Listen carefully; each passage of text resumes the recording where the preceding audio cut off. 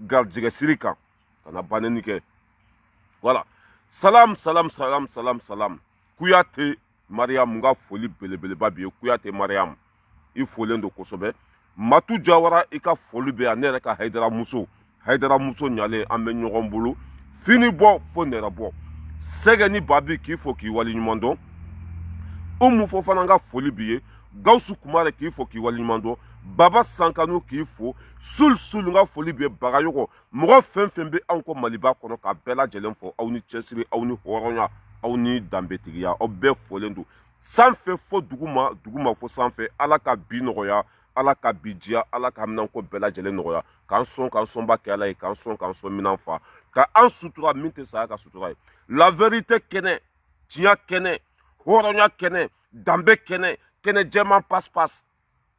n'o présidente ye tanti Jɛnɛba Kulibali i folen don kosɛbɛ la vérité kɛnɛ cɛ ani muso Madi Jawara an ka foli belebeleba b'i ye an bɛ ɲɔgɔn bolo fo saya Dani Junior k'i fo Ture Bubakar n ka foli b'i ye mɔgɔ fɛn fɛn bɛ kɛnɛ kɔnɔ ka bɛɛ lajɛlen fo dante foli min na an bɛ ɲɔgɔn bolo fo saya merci beaucoup tonton Omes n ka foli b'i ye tanti Maimuna Kamara k'i fo k'i waleɲuman dɔn a barika bonya la tanti Maimuna Kamara k'i fo k'i waleɲuman dɔn a barika bonya la tanti Maimuna Kamara an bɛ ɲɔgɔn bolo fini bɔ fo nɛrɛ bɔ ka fasoden ɲuman bɛɛ lajɛlen fo Mali kɔnɔ Mali kɔ kan an ka foli b'aw bɛɛ t'u ye ne balimaw ni anw tagatɔ ye baarakɛyɔrɔ la an tɛ samedi bila an tɛ dumasi bila an tɛ lundi bila i y'a faamuya b'a la an tɛ mardi bila an tɛ ça veut dire que o don tɛ an tɛ baara kɛ don min na mais baara kɛcogo tɛ kelen ye i y'a faamuya b'a la baara kɛcogo tɛ kelen ye c'est pour cela que mugu bɛ an bolo c'est pour cela qu'an tɛ mɔgɔ wele k'a deli c'est pour cela qu'an tɛ ɲɛbɔ bɛɛ fɛ c'est pour cela que i y'a faamuya b'a la an tɛ tugu nkalontigɛla kɔ hadamaden n'i kɛra i yɛrɛ ye dɔrɔn i bɛ lafiya hadamaden n'i cɛsiri i tɛ minɛ k'i di cɛsiribagaw ma abada mais n'i kɛra fugari ye ka kɛ banyɛrɛ ye ka da ka sunɔgɔ kɛ n ka cɛ ni ɛri in bɛ dɔ sɔrɔ sunɔgɔ la o ba b'u la kunu n den wuli ka mɔni min anw filɛ nin ye sisan ça veut dire qu'anw bɛ baarakɛyɔrɔ sira kan mais ni ɛri bɛ dɔ sɔrɔ o dalen bɛ sunɔgɔ la ba bɛ na mɔni sigi o kunyanfan fɛ ni ba y'u konko ta n den wuli ka mɔni min mama i bɛ n lawuli i bɛ n sɛgɛn mama e kɔni i bɛ mɔgɔ ka sunɔgɔ tiɲɛ n ka cɛ i tɛ dɔ bɔ banyɛrɛya la banyɛrɛ ye cɛ wuli ka sɛbɛ kɛ n'i ye sɛbɛ kɛ i tɛ dulon i fadenw na n'i ye sɛbɛ kɛ i tɛ kɛ jugusago ye an b'o sira de kan ka bɔ Mali kɔnɔ ka na ka wari ɲini ka an yɛrɛ jigi tugu ka fantanw dɛmɛ ka mɔgɔ wɛrɛw jigi tugu tile kɔnɔ an bɛ mɔgɔ hakɛ min sɔn tile kɔnɔ an bɛ dumuni di mɔgɔ hakɛ min ma Ala kelen de b'a da dɔn a ye dɔ kɛ sunɔgɔ la ye waati dɔ bɛ se hali n'i ye ne wele ko karisa ko kɔngɔ bɛ na n t'a d'i ma dɛ waati dɔ bɛ se n'i ye n wele n ka cɛ ko minɔgɔ b'i la n ka cɛ hɔn dan de b'a la n sɔn dan de b'a la dɛ voilà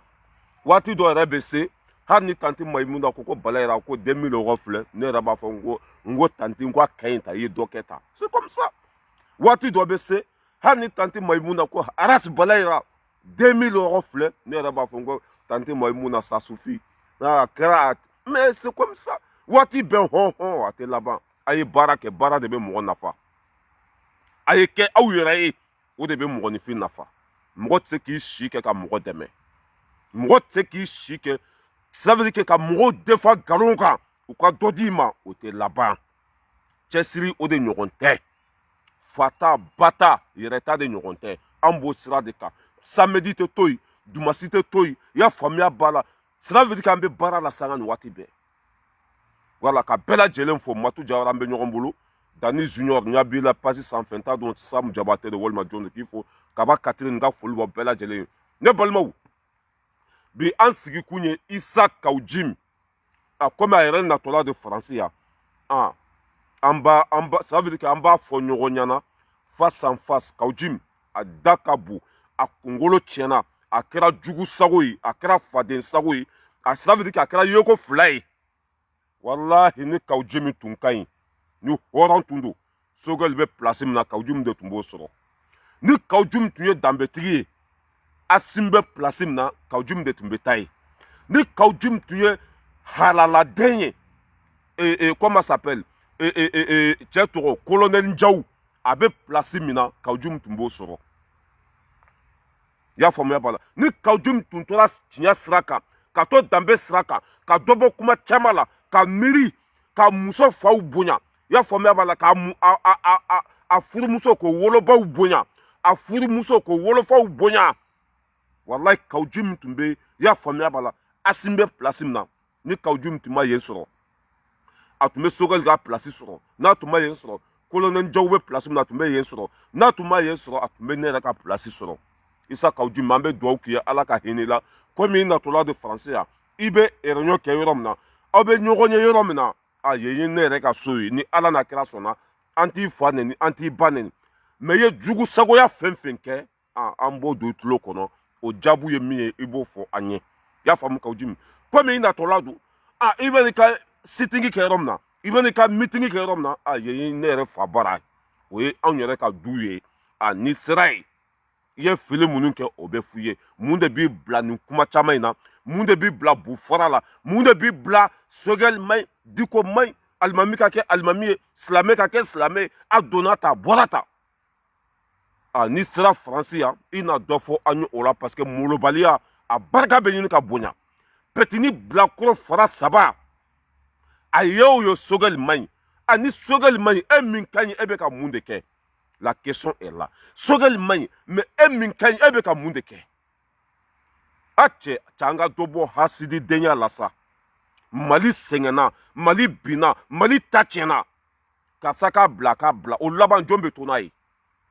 mɔgɔ minnu nana même pas 3 mois a ka bila o tuma laban jɔn bɛ to n'a ye o tuma an b'an si kan a ka bila wa a ka bila Sogɛl man ɲi mais min yɛrɛ ye ne dabaliya ban dɛ mɔgɔ min ye Sogɛl ta a tɛ bɔ a da kɔnɔ abada k'o man ɲi mais o yɛrɛ kɛlɛtɔla don sisan bilahi a bɛna Asimi yɛrɛ kɛlɛ parce que n'i y'a ka kuma jate minɛ ko Sogɛl ko élection bɛ kɛ ça veut dire que dɔ tɛ fara transition kan ko Sogɛl ko élection k'a bɛ k'a date la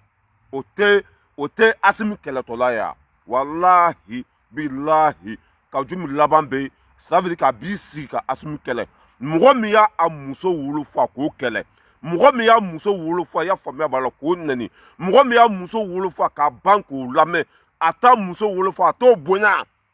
o tɛ maa si to yen parce que i muso wolofa n'i y'o dɔgɔya a bɛ komi i y'i yɛrɛ wolofa dɔgɔya i muso wolofa n'i y'o nɛni a bɛ komi i y'i yɛrɛ wolofa nɛni i muso facɛ n'i y'o dɔgɔya o y'i wolofa de ye Isa Kaoujim an bɛ dugawu k'i ye Ala ka hinɛ la i bilala Diko la a kɛra i bolo degun ye i ye nkalon da Diko la i bɛ ka malo i ye jɛkulu min sigi a mɔgɔ bɛɛ démissionnera ka bɔ a kɔnɔ a bɛɛ taara depuis Ala ka da m'a ye Mali kɔnɔ fɔlɔ jɛkulu tɔnden bɛ k'a ka démission papier sɛbɛn ka taa n'a ye k'anw tɛ Kaoujim ka jɛkulu ko la tuguni sisan Kaoujim kelen a n'a muso kelen olu de b'u ka jɛkulu kɔnɔ ko ACN n t'a dɔn mun yɛrɛ a ka jɛkulu yɛrɛ n t'a tɔgɔ dɔn n t'a dɔn jɛkulu sugu min yɛrɛ don ko ASARNI tɛ wa walima ASURA de wa je sais pas tɔgɔ dɔ kɔni b'a ka jɛkulu in na sisan a n'a muso kelen de b'a la i y'a faamuya a n'a muso kelen de b'a la a taa o taa yɔrɔ dɔ la a bɛ t'i sigi o muso fana b'a nɔfɛ ko saga mɔnɛ bizu bɛ di o ma a den filaw ɲɛna bizu bɛ di o ma suguba la bizu bɛ di o ma arayida la bizu bɛ di o ma i bɛ Ala kali ko muso bɛ ale kelen de bolo hɔrɔn kolon nantan kolon nin bɛɛ de k'i mɔkɛ bɔ cɛkɔrɔba la parce que sunamɔgɔw olu bɛ maloya sunamɔgɔw olu bɛ Ala dɔn sunamɔgɔw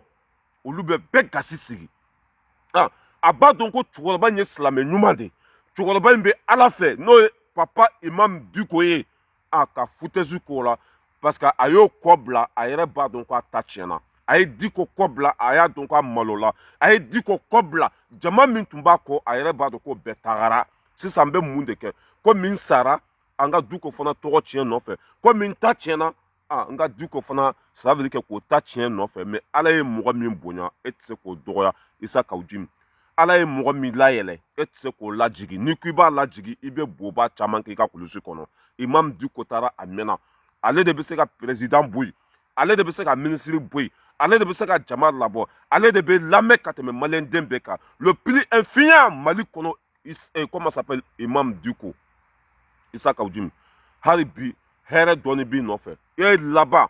i b'i ɲɛ fiyɛ ko y'i nu ye e laban fɛn bɛ yɛlɛ e la a ka bon hakili ma Issa Kawujimi depuis ala k'an da mɔgɔ molobali Mali kɔnɔ walayi depuis ala k'an da m'a ye ça veut dire que Kawujimi ɲɔgɔn molobali tɛ Mali kɔnɔ hali Rasbati di Sakoba o fana ka fisa ni Kawujimi ye parce que depuis ala k'an da n y'o muso photo ye Facebook de sanfɛ n m'a sigilen ye a muso kɛrɛfɛ n m'a sigilen ye fɛn na mais ale kɔni sunguruba tala don Rasbati sunguruba tala don muso b'a bolo tu as vu quoi mais ni mɔgɔ fila bɛɛ fa kelen ba kelen et leni ça veut dire que u bɛɛ bɔgɔ tara yɔrɔ kelen quoi Issa Kawujimi Rasbati nin bɛɛ bɔgɔ tara yɔrɔ kelen n'a faamu Rasbati n'a ka molobaliya n'a ka kodɔnbaliya bɛɛ ne ma deli ka a muso y'a kɛrɛfɛ surtout k'a ka bizu di a ma mais ni Issa Kawujimi a ye o ye ala n ko n'o fa donna la wala mɔgɔ bɛ ka miiri komi Kawujimi kunkolo bɛ a kɔ kunkolo tɛ ye dɛ Issa Kawujimi ma dafa Issa Kawujimi kunkolo ma dafa ne de y'a fɔ fatɔ lagalagatɔ jugu sago depuis ça veut dire que Diko y'a bila Kawujimi kunkolo tiɲɛna depuis o y'a don ɲɛgɛn kɔnɔ n'a ye kaso kɛ a kunkolo tiɲɛna Issa Kawujimi est devenu fou mais an bɛ dugawu de kɛ ala ka hinɛ la Sogɛl Sena Samara a ka fisa ni ye Sogɛl i y'a faamuya b'a la Sogɛl Sena Samara a ka fisa ni ye depuis ala k'an da Mali kɔnɔ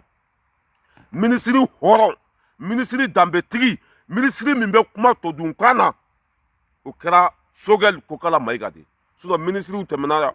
i y'a faamuya b'a la o b'an fa neni faransɛkan na an t'a mɛn o b'an ka nafolo suɲɛ faransɛkan na an t'a mɛn o bɛ an ka jamana feere faransɛkan na an t'a mɛn accord kuntaw bɛ signé an tɛ nin si kalama mais fɛn fɛn mana kɛ Mali kun kan Sogɛl bɛ bɔ a b'a fɔ bamanankan na bɛɛ lajɛlen b'a mɛn Sogɛl Kokala Mayiga Sogɛl Kokala Mayiga Sogɛl Kokala Mayiga Sogɛl Kokala Mayiga Sogɛl Kokala Mayiga an b'i kɔ fo saya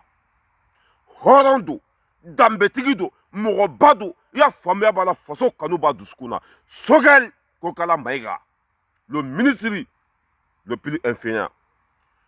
fɛn fɛn mana kɛ Mali kɔnɔ Mali kɔ kan an wolola ka kan min sɔrɔ an faw da an b'o de faamuya an b'o de mɛn an ma taa ekɔli la an mago tɛ faransɛkan na an mago tɛ arabukan na an mago tɛ papaga la ala ye anw da ka kan min don anw da kɔnɔ an mago b'o o de la parce que an ni o de wolola o de ye naturel ye n'a faamuya b'a la o tɛ photocopie naturel wala hali kaburu kɔnɔ n'i ye bamanankan fɔ an b'o mɛn mais kana an faga ni walikan ye ka taa walikan kalan kana anw faga n ka cɛ Sogɛl an b'i kɔ Sogɛl barika de bɛ Sogɛl la bilahi barika de bɛ Sogɛl la Sogɛl e ye M5 janfa Issa Kawujimi ka M5 janfa ka taa tugu i y'a faamuya b'a la CNSP kɔ ka M5 janfa ka taa don CNT kɔnɔ Sogɛl ka wuli e ye kalo 9 kɛ boli la i ma kɛ minisiri ye i ma kɛ papaga ye Sogɛl ka e ye boli bɛɛ kɛ ka kumaba bɛɛ kɛ ka bo bɛɛ fɔra Sogɛl ka wuli tile kelen ka taa kɛ minisiri ye aw tɛ kelen ye dɛ Sogɛl y'a ɲa fa ye Sogɛl bɛ maloya Sogɛl y'a ɲa a ka kabila ye Sogɛl bɛ ala dɔn Sogɛl kɛra minisiri ye o ye nkalon sugu bɛɛ da la k'a ye sonyɛni kɛ a ma preuve sɔrɔ fɔlɔ dɛ e y'i si kɛ sɔrɔdasiw nɔfɛ i ma kɛ minisiri ye foyi fo CNT kɔnɔ o yɛrɛ hali bureau t'i bolo papaga t'i bolo Sogɛl ka na tile kelen n'a ye Asimi tɛmɛlen kɔfɛ ni Sogɛl ye min fɔ o de bɛ kɛ Asimi tɛmɛlen kɔfɛ maliyɛn den bɛɛ bɛ Sogɛl bonya parce que an ka ɲɛmɔgɔ don barika b'a la ka tɛmɛ i kan i kɛra Sogɛl fɛ o minisiri don i ma k'a fɛ o papaga wulu bɛ kule sugu bɛ jɔ Kawujimi Sogɛl kɛra minisiri ye don min na i taara bolo minɛ ka boli ka yɛlɛ n'a ye fɛn kɔnɔ n b'i fɛ n bɛ sa i nɔfɛ mais ne y'a fɔ n ko e tɛ hɔrɔn ye e tɛ hɔrɔn ye Kawujimi mais an bɛ dugawu de k'i ye hasidiya min b'i dusukun na ala ka hasidiya in sama ka bɔ i dusukun na nafa tɛ juguya la hasidiya min b'i dusukun na ala ka hasidiya in b'i dusukun na Kawujimi Sogel mi fanen, ami banen, ami torofo, ami jamufo, ama fenkila. Sogel tisse, atisse kumina nana daluye. Sogel tisse kumina nana daluye. Sogel tisse akaboy, Sogel ka bla, atisse kunjumena. Sogel nana kalo saba. Zombe ka mine. Mogo mune fagali ke du ko ka misili dala. Polisu ka nya mogo minena. Avion be ka sa. Mina be ka bla docteur so kono. Sariya be ka boli beka. O nyogon de la ka ke Mali kono. Ayi. Sogel ka kalo saba kono. Min kera depuis ngolola. Ma del ka nyogonye kwa kera Mali kono. Sogel ka kalo saba. Toi tu veux quoi encore? Sogel mayi. Mogo min Sogel ta otogo te fo. Sogel ka nya mogo mi otogo te boda kono. E laban. Billahi. Kaw jumi laban be sigi hara yere ba. Aba nenan benyana ya. Parce que laga todo. Kaw jumi laban be sigi hara yere fa. Aba nenan benyana ya. Billahi. Ninte mogo mi ma ala toyi. Obe mogo ni fin toyi. Mogo mi ma muso wolo fa toyi. Obe mogo toyi. Muso mi be da i kofe. O wolo fa. I bora ko neni an benyana. Or que edeye o doya. Ene mogo jera. Ko ka ibeka boy. 100 millions diri ma nyegan kono. Inana ibe ala kalika fu mo olu ye tuguni 100 millions be di ma nyegan kono domina ku ka diko détruire ika Sogel détruire M5 mogo babe kika bla be contrôle la sinon yani kata nyegan kono yani 100 millions ka di ma e de wulila ku segero e de wulila ku si ka se umau a Sogel tumba ka politique wonu kono mogo yere nyate Sogel la tuguni mogo yere tunta de Sogel be yoramna mogo tunta ye kumana mogo tunta ye foyi la Sogel tumba ka woni kono e de wulila ya buwa ka bla bubu ka bla ne de sera Sogel ma ne de sera ya famia bala e dikoma ne de sera bema ne de M5 sigi a odo 91 mogo tunte nko e woron kolon dende ne e kuma don mogo be fili ka kuma la e de sera nunu ma se e ma de e de ko fara nyogon ka aw fara la nyogon ka la nyini sorola iya ibe ala kalika fu ima delika Sogel ye ima delika diko ye ima delika ba mutakata ye ka beneni ka bedoya ka tu gen ka bo semasi bureau kono horonya te soma islamia te soma fisirin wale dembe kerete hari arjina era ko ni sebe ale ko fisirin wale ko ate du ale kono hari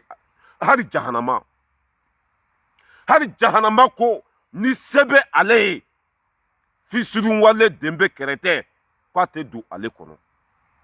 i bɔra i taara mɔgɔw gɛn i burankɛ kunturu min foto bɛ siri ka mobili la ka taa Segu i bɛ kuma ni min ye ka jama sɔrɔ ka wari sɔrɔ i nana ko Diko y'i wele k'i ka M5 mɔgɔw to yen u ka to k'u ka réunion kɛ Semasi 16 la i ko ayi ma Diko lamɛn o don M5 denmisɛnninw y'i bugɔ fo k'i ka duloki fara fo k'i ka kulusi ci Horon kolon, tu continues encore. Sogel main, mais un minkaye ka barano bemi.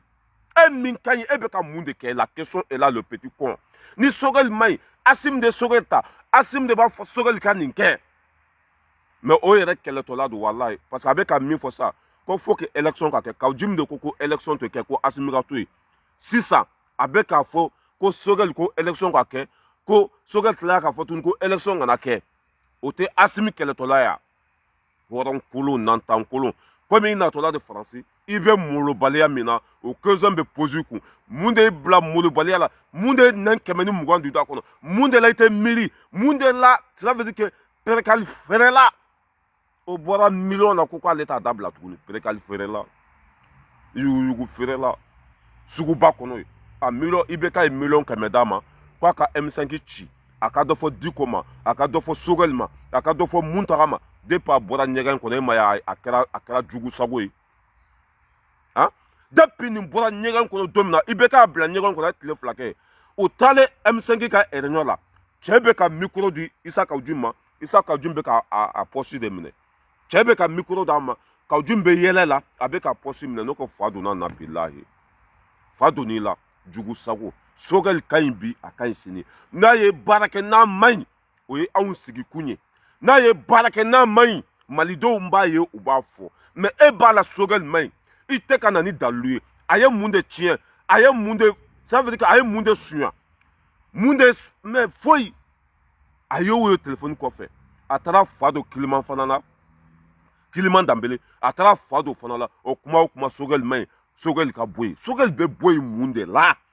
ne ɲɛ t'o yɔrɔ de la quoi Sogɛli ka bɔ yen a ka bɔ yen a bɛ bɔ yen mun na a ye mun de kɛ a ye mun de tiɲɛ a ye nana dalu ye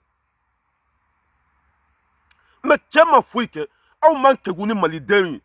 aw tɛ kodɔn ka tɛmɛ maliden bɛɛ kan i y'a faamuya b'a la mais Sogɛli ye mun de kɛ a ye nana ye n'a ye nana ye hɔrɔnw bɛ yen silamɛw bɛ yen n'a kan k'a bila a b'a bila mais cɛ ma foyi kɛ ko ala de y'a kɛ minisiri ye ko ala ye dawula d'a ma ko ala ye sanga d'a ma don o don Sogɛli k'a bila mais c'est honteux c'est décevant Sogɛli ɲɔgɔn minisiri mana Mali kɔnɔ Sogɛli ɲɔgɔn minisiri mana Mali kɔnɔ minisiri min bɛ a ka jamanadenw ka côté la minisiri min bɛ fantanw ka côté la minisiri min bɛ kuma fantanw ka kan na depuis ala kanda ma ɲɔgɔn ye Mali kɔnɔ IBK ye minisiri 6 de ta minisiri 6 Modibo Keita o nana o lagasa in o tun bɛ ka kuma kan wɛrɛ de la Modibo Keita o lagasaba in cɛkɔrɔba bɛɛ sera retraite ma o tɛ yeli kɛ pa paga a ma deli ka kuma bamanankan na o bɔra yen nɔ Bube Mayiga nana Bube Mayiga depuis ala k'a da k'a to minisiri la ma kuma bamanankan na an tɛ faransɛ mɛn an ma taa ekɔli la maliden fanba bɛɛ tɛ faransɛ mɛn i bɛ kuma faransɛkan na hali o t'i lamɛn i b'a sɛbɛn faransɛkan na hali o t'a lajɛ mais n'i y'a fɔ bamanankan na o b'a faamu a video bɛ partager o de ye tɔgɔ dɔɔni di Arasibati ma n'a sera ka fantanw sɔrɔ a kumana bamanankan de la o n'a tun t'i sigi ka kuma faransɛ la mɔgɔ tun t'a lamɛn i y'a faamu ah comment ça s'appelle Bube Mayiga bɔra yen IBK nana ni jɔn fana ye a nana ni Abulayi Mayiga a nana ni o fana ye o ma deli ka kuma bamanankan na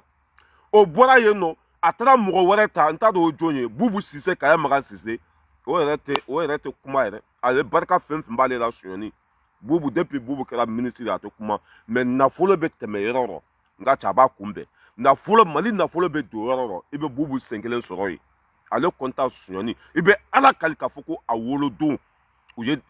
ça veut dire que o ye duwawu k'a ye de ko ala k'a kɛ zonden ye Bubu Sise i bɛ ala kali k'a fɔ Bubu Sise wolodon duwawu mun kɛra ye ala k'i kɛ zon ye bi a ɲɔgɔn zo ma wolo Mali kɔnɔ bilahi Bubu Sise ɲɔgɔn zo ma wolo Mali kɔnɔ anw ka minisiri sɔrɔ ni CEDEAO nana n'u y'a fɔ angilɛ la Sogɛli b'a fɔ bamanankan na anw ye minisiri sɔrɔ ni CEDEAO nana n'u y'a fɔ faransɛ la Sogɛli b'a fɔ bamanankan na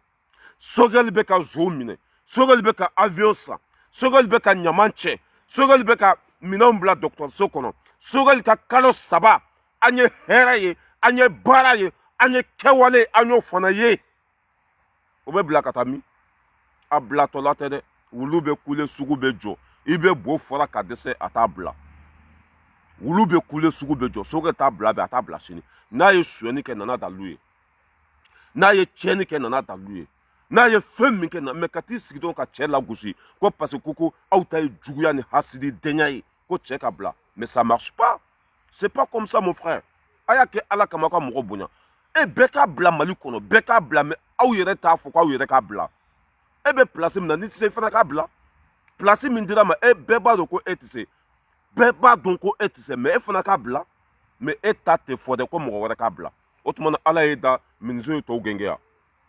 tɔw k'a bila Sogɛli k'a bila mais pourquoi e yɛrɛ t'a bila e ye mun de kɛ i nalen ni bi cɛ depuis Sogɛli ma kɛ minisiri ye e bɛ CNT kɔnɔ i ye mun baara ɲuman kɛ a fɔ mɔgɔw ye ne ko ninnu ye mun hasididen sugu ye an b'an si k'a ka bila a ka bila mɔgɔ min nana kalo 3 a b'a bila ka taa min a b'a bila ka taa min Sogɛli k'a bila pourquoi e fana t'a bila Sogɛli k'a bila i t'a fɔ ko Asimi fana k'a bila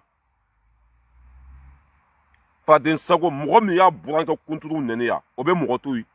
a burankɛ kunturu mɔgɔ min y'a burankɛ nɛni ya o bɛ mɔgɔ to yen mais an bɛ duwawu de kɛ ye ala ka kɛnɛya d'i ma parce que i man kɛnɛ an bɛ duwawu de k'i ye bana min b'i la ala ka kɛnɛya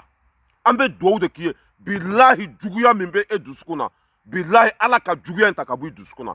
a ɲɔgɔn mɔgɔ jugu tɛ Mali kɔnɔ e bɛ CNT kɔnɔ pour que i t'a bila pour que mais tɔw k'a bila mais va te faire foutre. Voilà. Anga petini la main. Anga petini la main. Mena, anga petini la main. M'ta do pour qu'abec afko Sogel gabla. Ay petini la main. On va écouter ces cons-là. Galon tigela depuis Alakada. Horonte, anga la main. Mais la solution, non, au fond. La solution n'est pas que Sogel gagne. Parce que n'a ma Sogel gagne, allez au en haut, Sogel en bébé d'Adjila. On est Sogel gagne. Mali on be dana ta kada marabolo ko amina sarga amina shige dongo do marabolo ta shige sa jamana yo sa mena misala bi beta quoi mais ya akele ga fangata yana ka fangata mumbe Sogel ma mi fo asimi ma muna to fo Sogel ma fo asimi ma ko il est incompétent. C'est normal. Sogel kango fo parce que Sogel dia ka keleke ka 600 koro marfa ka ci ala. Ça veut dire que kalo saba avec kenema oye kele min gagné donc on a au kele ta. C'est normal avec kuma. C'est normal. Ma chite kele ke fou de. Ma chite mimbe kele ke fou. Sogel est un politicien. Aye kele ke de. Horanya mimba le la dambe mimba ale la. Aka place sur kamali jo. Ni donne non au fanga mine ala. Et kuma mimba kuna kancha ba foke.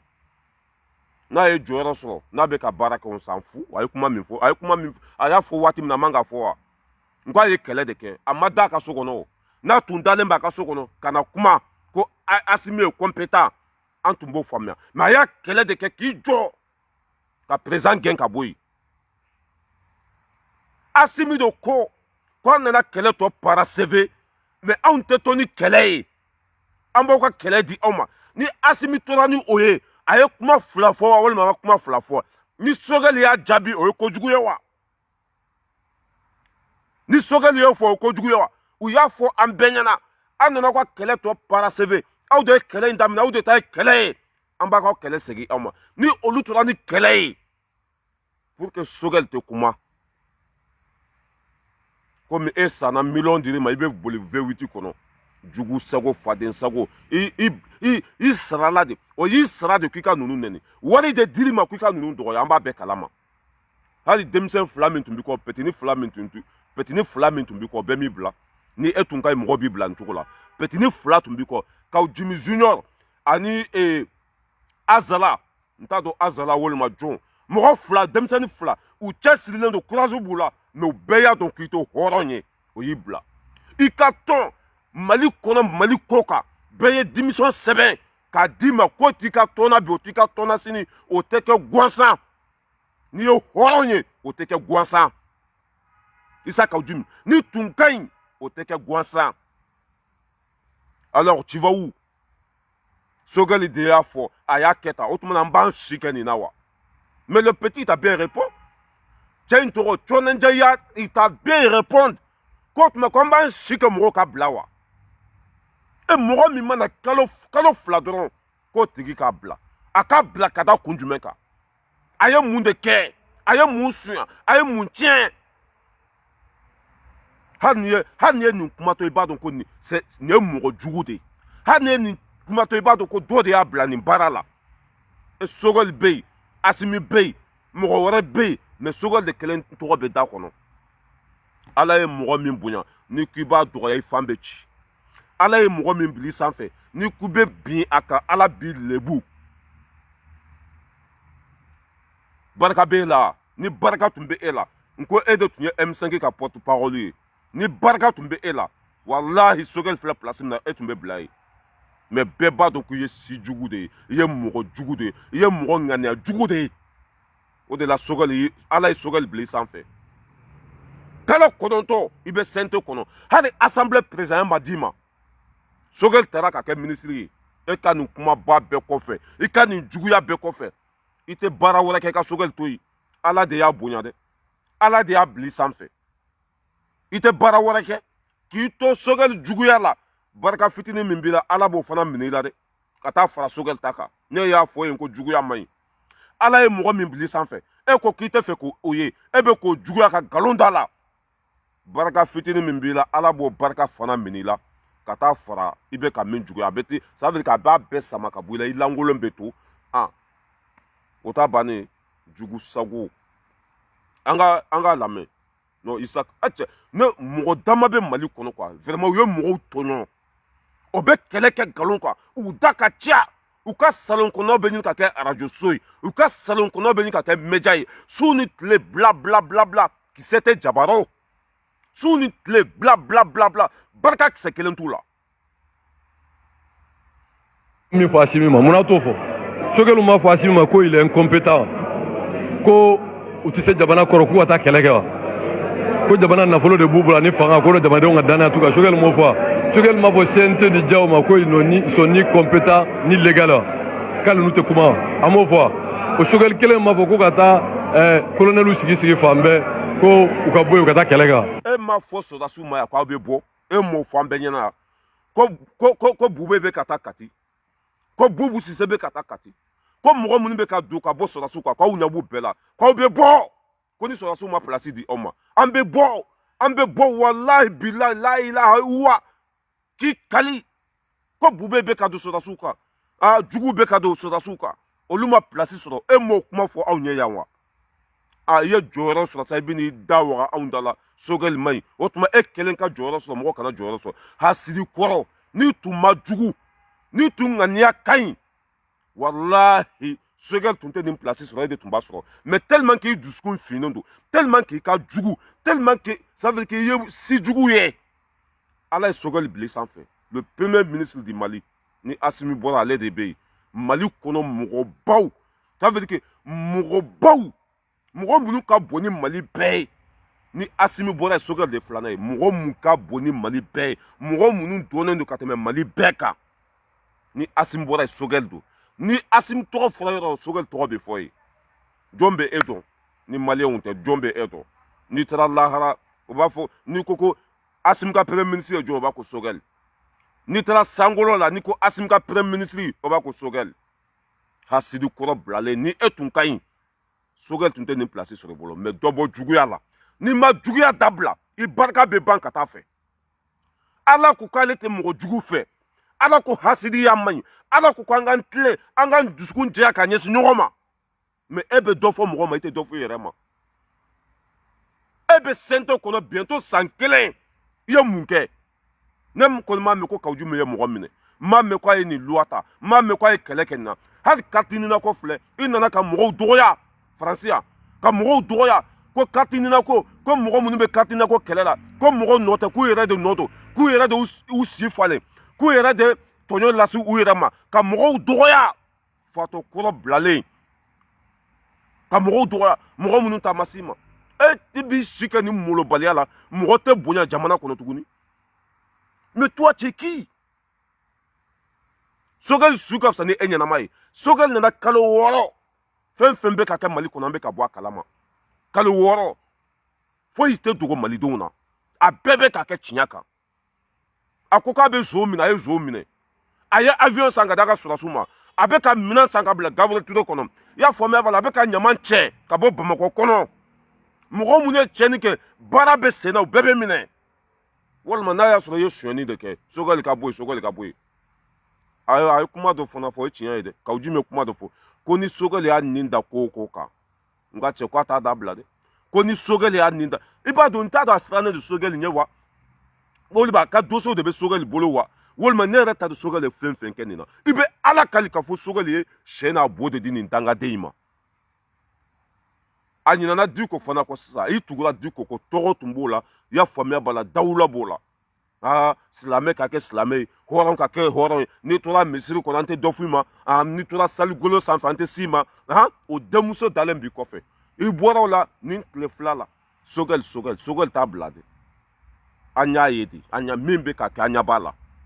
min bɛ ka kɛ ɲadimi de kɔnɔdimi tɛ n'a ye ko kɛ ko min bɛ Mali faga nana dalilu ye mais ko Sogɛli ye dɔ fɔ Asimi ma kunun pour que a tɛ dɔ fɔ a ma Asimi ma kuma 2 fɔ kunun wa i bɛ k'a fɔ ko Sogɛli bɛ ka kuma 2 fɔ Asimi ninnu ma kuma 2 fɔ wa Asimi ma kuma 2 fɔ Asimi de m'a fɔ k'olu nana Sogɛli ninnu ka kɛlɛ tɔ para CV k'u b'u ka kɛlɛ d'u ma Asimi m'o fɔ wa mais Asimi kɛlɛtɔla don Asimi bɛ kɛlɛ hali a tɛ mɛn a bɛna video in lamɛn a ka video i bɛna ye ko nin bɛ n'i sigi ka duloki bɔ Asimi la ka kulisi bɔ a la déjà Asimi yɛrɛ y'a dɔn ko ye den lankolon ye Asimi y'a dɔn ko mɔgɔ jugu don i m'a ye Asimi tɛ k'a ka téléphone ta a ko Asimi bɛ fɛ k'i ye Asimi ko non bilayi Asimi ko k'a n'a tɛ sigi ka kuma ko hara kana gɛrɛ a la walayi nin bɛ Asimi kɛlɛ sisan a y'a ɲini ka Asimi ye a y'a ɲini k'a bɛ gɛrɛ Asimi la Asimi ko ayi bilahi n ye n kali Ala la a y'a ɲini k'a ni Asimi ka sigi ka kuma a y'a ɲini k'a mago bɛ Asimi la Asimi ko abada k'a ma se Kawujim ma k'a ma se a ma k'a mago t'a la jugu sago nene Rasbach fa kelen ba kelen Kawujim Rasbach i bɛ Ala kali k'a fɔ ko ninnu ne ma da la n'u ma taa nkalon da Kawujim ninnu ka famille de la o walima u taara nkalon da Rasbach ninnu ka famille la quoi ninnu mɔgɔ fila bɛɛ ne ma da la n'u joli ma taa yɔrɔ kelen n'u tɛ ba kelen fa kelen na quoi i b'a sɔrɔ dɔ de u falenna dɔgɔtɔrɔso la walima u falenna yɔrɔ dɔ la quoi ni mɔgɔ fila bɛɛ kelen entrée ɲinina baw ta ɲinina baw kafiri belebelebaw jugu sago belebelebaw ninnu mɔgɔ fila tellement que ninnu bɛ tɔɲɔli kɛ fo tɔɲɔ yɛrɛ laban bɛ k'u ma fatɔ ye tellement que u bɛ bin mɔgɔw kan tellement que u bɛ mɔgɔw tɔɲɔ ka kɛlɛ kɛ nkalon kan nkalonfin Sogɛli man ɲi a ye mun kɛ mɔgɔ bɛ se ka t'i sigi dɔrɔn ko mɔgɔ man ɲi a ye mun de kɛ k'a ye Asimi lagosi kunu Asimi ma nkalon tigɛ kunu wa Asimi de ko aw nana aw de ye kalo 3 kɛ kɛnɛma i y'a fɔ san ye aw de gosi aw de sara marifakisɛ kɔrɔ aw nana aw ka kɛlɛ tɔ parasevé an b'aw ka kɛlɛ di aw ma ni o kɛlɛ ma di Sogɛli ma ni Sogɛli ko Asimi tɛ hɔrɔn ye a ye nkalon tigɛ wa a ma nkalon tigɛ a ye tiɲɛ de fɔ e m'a fɔ yan ko Asimi ko bɛ ko min na k'aw ɲɛ b'a la e m'o fɔ an bɛɛ ɲɛna ko Bube bɛ ka taa Kati mɔgɔ wɛrɛ bɛ ka taa Kati ko n'aw bɔra Asimi ninnu kama k'u b'a bila e m'o fɔ an bɛɛ ɲɛna yan ka ɲinina ni wari bɛ taa lahara de i b'a fɔ an ye i si kɛ nkalontigɛ ni juguya la don dɔ bɛ se nin bɛɛ bɛ ban don dɔ bɛ se nin bɛɛ bɛ ban ni kɔrɔ ma ban bana b'a ban ni bana ma ban saya b'a ban diɲɛ tɛ foyi ye hadamaden k'i dusukun jɛya ka ɲɛsin hadamaden ɲɔgɔn ma mais Mali de kɔnɔ ta ɲini kosɔn i y'a faamuya b'a la intérêt personnel kosɔn o bɛ nin juguyaba bɛɛ ta ka ɲɛsin o hadamaden ɲɔgɔn ma u ka sɔrɔ dɔrɔn kama u ka place dɔrɔn kama mɔgɔko kɛlɛ dɔrɔn kama u bɛ nkalon da mɔgɔ la u m'a ye a ma k'u ɲɛna u ma bɔ a kalama foyi u bɛ mɔgɔ juguya fu a ko Rasbach tun tɛ ka mɔgɔw nɛni fu a laban kɛra cogo jumɛn Rasbach tun tɛ ka mɔgɔw nɛni fu a labanna cogo jumɛn a t'u bɛɛ bolo baara la bi a ye mɔgɔ fɛn fɛn nɛni a b'a bɛɛ bolo baara la bi a b'a bɛɛ ka ci la bi o de la Ala ko juguya man ɲi nkalontigɛ man ɲi an ka kɛ hɔrɔn ye an ka kɛ danbetigi ye bilakoro fɔra 3 kolonɛliw sigi fan bɛɛ ko u ka bɔ yen u ka taa kɛlɛ kan bon munna o don aw ma fɔ ko Buna Sogɛli y'o fɔ mais Sogɛli kɛra premier ministre ye cogo min na ne b'o dɔn ne m'a fɔ ko Buna Sogɛli kɛra premier ministre ne ma deli k'o fɔ a ye baara daminɛ ne y'a taabolo ne ko a tɛ se a bɛ nkalon tigɛ bilahi a bɛ nkalon tigɛ hali zon i ko number 1 ko kɛra premier ministre ko e b'o dɔn ko Diko de y'a kɛ premier ministre o ye fɔ an ye i nana n'o dalu ye tuguni number 1 i ko Diko de y'a kɛ ministre ye i nana n'o dalu ye Kalabanci Sogɛli kɛra ministre ye cogo min na i bɛ n'i jɔ ko maliyɛn denw de ko k'o bɛ Sogɛli fɛ M5 mɔgɔw de ko faut que Sogɛli ka kɛ premier ministre ye hɔrɔn don hɔrɔn jɛɲɔgɔn don ko Sogɛli alors ne e b'a dɔn k'a kɛra premier ministre ye après tu fais quoi hali ni e b'a dɔn k'a kɛra premier ministre ye cogo min na e bɛ se ka mun bɔ a la e bɛ se ka bɔ a place la n'a kɛra premier ministre ye hali n'a taara nkalon de kan e bɛ se ka bɔ a place la wa cɛ ni faden taara k'i dan a taara k'i dan cogo min na i b'o de ɲɛɲini kana juguya dɛ i faden n'a cɛsirilen don ka baara kɛ tiɲɛ kan a ye san sɔrɔ cogo min na n ka ca ladegi i gɛrɛ a la a taara ɲɛfɛ cogo jumɛn mun dalu b'a bolo mun fɛɛrɛ b'a kɔnɔ a bɛ mun cɛsiri mɛ ni k'i b'a juguya n ka cɛ i bolo bɛ bɔ a bolo ça veut dire k'i bolo bɛ bɔ a bɛɛ la i ye ninnu bɛɛ dɔgɔya yan o bɛɛ b'i sanfɛ i ye Diko dɔgɔya i ka jɛkulu yɛrɛ mɔgɔ t'a kɔnɔ tuguni Ala ni juguya bolo ka bin cɛkɔrɔba kan cɛkɔrɔba min ye e ko ka bɔ i bo ni sugunɛ la cɛkɔrɔba min ye e kɛ Kawujim ye grâce à Imam Duko hare fle place na grâce à Imam Duko sinon mo be edon jogora me bela jelen ka zon prekal ferela prekal tono jole prekal ni tara prekal san Dubai kana fere suba la tono jole dorame saba ibe leke ferela hara tese kame flama prekal tono jole a tono prekal yere ya fama bala ayiri ça veut dire ko ba meleke yiri ni do de lata ka meleke fabe bonya ibo be fere a tono te teme dorame kame flaka kɛmɛ fila ye cɛkɔrɔba k'i si bɛɛ kɛ kɛmɛ fila minɛ de la suguba kɔnɔ o bɔlen miliyɔn la o bɔlen politiki la ale b'a fɔ k'a k'a kɛ ni force de k'a kɛ ni diyagoya ye k'a kɛ ni vitesse ye cɛ i tɛ taa dɔɔni dɔɔni a tɛ karaba ni ala y'i da min kama i bɛ ko o de a tɛ taa ni vitesse ye taa i fɔ ale molo n'i ye dunu golobatɔ ye n'a faratɔ ta bilatɔ don e laban cogo wallahi ne e jɔrɔ bɛ ne la dɛ e bɛ laban cogo min na e jɔrɔ bɛ ne la dɛ Isa Kawudim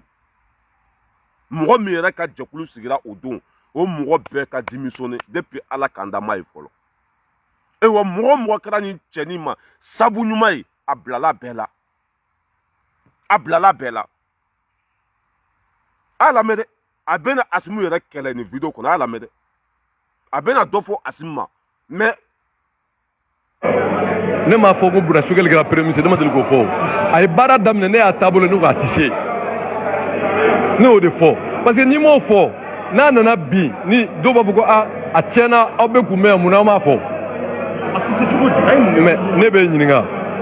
a ye mun kɛ non n'an bɛ sa i jɔ sa a baara kalo kɔnɔntɔn baara de dira a ma bon e yɛrɛ ni ala na kira cɛ kan foyi tɛ a da Sogɛli b'a Petini b'a ɲininka comment s'appelle l'autre là Tchorno b'a ɲininka a tɛ se cogo di a ye mun de kɛ n'a tɛ se il peut même pas répondre Tchorno a tɛ se ka Tchorno ɲininka Tchorno filɛ ka Kawudim ɲininka cogo min na n'o tun bɛ Arasa fana ɲininka ten taafan tun tɛ sɔrɔ kalabanci ninnu na o Tchorno filɛ k'i jɔ Kawudim a bɛ k'a ɲininka cogo min na n'a bɛ k'o ɲininkali ɲɔgɔn kɛ Arasa fana la fana tun bɛ malo ta mais bɛ ka cɛ juguya a ye mun kɛ a tɛ se pourquoi o dalilu bɛ min e masa cɛ an ka dɔ bɔ juguya la wallahi Sogɛli nalen maliyɛn de an bɛ ka ji sɔrɔ fan bɛɛ fɛ baara kalo kɔnɔntɔn baara de dira a ma parce que i b'a dɔn politiki tɛ jinɛ moriya tɛ quoi jinɛ moriya tɛ i nana a fɔra ko transition ye kalo 18 don min u bɛ taa Kuluba Bandaw Bara u m'a fɔ ko transition k'olu ka di revendication la ko transition date ko tile kelen tɛ fara a kan wa u m'a fɔ ko mɔgɔ minnu sara ko k'o kiiri kɛ wa u m'a fɔ ko minnu ka so cira ko k'u bila u ka hakɛ la wa u m'a fɔ ko acte 39 ko k'a waleya ko transition date ko Sogɛli ko tile kelen tɛ fara kan ni tile kelen farala kan a bɛ jɔn arranger Asimi kɛlɛtɔla don transition date ko Sogɛli ko dɔ tɛ fara a kan ani dɔ farala kan a bɛ bɛn jɔn ma a bɛ bɛn Asimi ma a bɛ bɛn malidenw ma cela veut dire que a tɛ fɛ ka Asimi yɛrɛ ye fanga la tuguni maliyɛndenw bɔra Asimi ka to yen ale yɛrɛ ŋaniya tɛ yen tuguni Asimi ka to yen ko Sogɛli ko transition ko dɔ kana fara a date kan ko a ka to o la fɛn kana fara a kan o tɛ Asimi kɛlɛtɔla ye wa muso min b'a bolo muso in ka hakɛ to mɔgɔ min ni muso ye bese ta ɲɔgɔn kan nin tɛ mɔgɔ min ma hali ala to o bɛ mɔgɔ to yen nin tɛ maa si to jɛ kɔrɔ ne y'a ye ani mɔgɔ min ye kelen ye diɲɛlatigɛ yɛrɛ la Rasbati de Rasbati ni mɔgɔ fɛn fɛn jɛra diɲɛ kɔnɔ a y'a bɛɛ kɛlɛ Kasim Tarawele Kiledu o bɛ k'a tɔgɔ fɔ bi wa ayi Saksi bɛ k'a tɔgɔ fɔ wa ayi Kiliman bɛ k'a tɔgɔ fɔ wa ayi Yɛrɛden mɔgɔ bɛ ka Rasbati tɔgɔ fɔ wa ayi jɔn de bɛ ka Rasbati ani mɔgɔ fɛn fɛn jɛra diɲɛ kɔnɔ a y'a hali a fa a y'o dɔgɔya Isa Kawudim Rasbati ninnu mɔgɔ fila bɛɛ kelen Mamadu Jawara an ka foli b'i ye a mɔgɔ fila bɛɛ kelen Kawudim a y'a lamɛn i b'a dɔn ko hɛni bɛ a dusukun na a y'a lamɛn ko k'o kiiri kɛ wa u m'a fɔ ko minnu ka so cira ko k'u bila u ka hakɛ la wa u m'a fɔ ko acte 39 ko k'a waleya u m'a fɔ ko ayiwa min ye jamana lakana ye ko fo ka kɛ wa Sogɛli ninnu m'o bɛɛ fɔ ko mɔgɔ minnu fagara misiri da la ala Kawudim ja kɛ ala kama i ka miiri mɔgɔ minnu fagara misiri da la Sogɛli ko k'a b'o kɛlɛ kɛ fɔ a dan polisiw ka ɲɛmɔgɔ o don mun tun bɛ Mali la polisiw ka ɲɛmɔgɔ ma minɛ wa polisiw ka ɲɛmɔgɔ minɛni o kɛra mun kosɔn o kɛra mun kosɔn mɔgɔ minnu sara Diko ka misiri da la o enquête de bɛ sen na e bɛ taa min k'aw di tu vas où i bɛna mun de fɔ aw ɲɛ c'est pour cela que Thione bɛ k'a f'u ye ale ɲɛ tɛ cɛ kɛlɛkun na quoi ale ɲɛ tɛ Sogɛli kɛlɛkun na i bolo quoi mɔgɔ minnu sara Diko ka misiri la o baara de bɛ sen na n'u taara polisiw ka ɲɛmɔgɔ minɛ n'a kɛra mankan ye Mali kɔnɔ bɛɛ bɔra o kalama o nkalon tɛ tigɛ tuguni Issa Kaoudim mais tu fermes ta gueule tu fermes ta sale gueule tu fermes ta sale race on en a marre de toi on en a marre de toi tu fermes ta gueule ta sale race Sogɛli t'a bila a t'a bila bi a t'a bila sini a lamɛn a bɛ ka kuma fɛn fɛn fɔ o baara de bɛ sen na Sogɛli nana kalo 3 o tuma na kama 100 de b'a la wa kunkolo 150 de b'a la wa sen 300 de b'a la wa o tuma na hakili 1000 de b'a la wa mɔgɔ min nana kalo 3 bɛ ka baara kɛ 3 mois mɔgɔ minnu sara Diko ka misiri da la olu bɛ ka minɛ ministre mun de sonni kɛ avion coulé au sol olu bɛ ka minɛ ji bɛ ka di maliyɛnw ma minɛn bɛ ka bila dɔgɔtɔrɔso kɔnɔ bɛɛ bɛ k'i ka hakɛ sɔrɔ toi tu veux quoi encore le petit con hakili 120 de b'a la wa kunkolo 1000 de b'a la wa bolo 300 de b'a la wa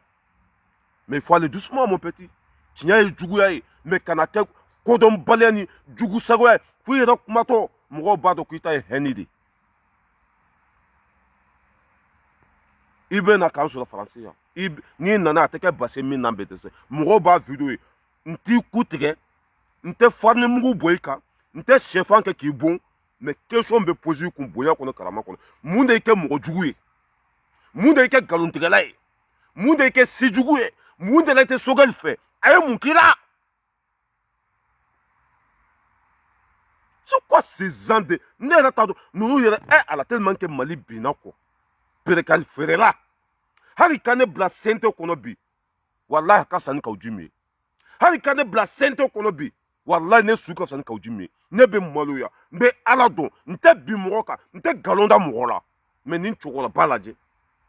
a kɛra komi lagalagatɔ a muso de b'a bolo suguba kɔnɔ ka bizu d'a ma k'o ka baya minɛ a k'o ka fini kɔrɔta suguba kɔnɔ a muso a furumuso i bɛ ala kali k'a fɔ ko siso t'u bolo i bɛ ala kali k'a fɔ a n'a muso tɛ ɲɔgɔn ye u ka so hɔrɔnkolon nantankolon Sogɛli t'a bila bi a t'a bila sini n'i falen do i ba sinji la a gɛn ka bɔ yen i bɛ ka Asimi min majamu Asimi yɛrɛ tigɛr'i la i ye Asimi wele k'i mago b'a la Asimi ko tan t'a bolo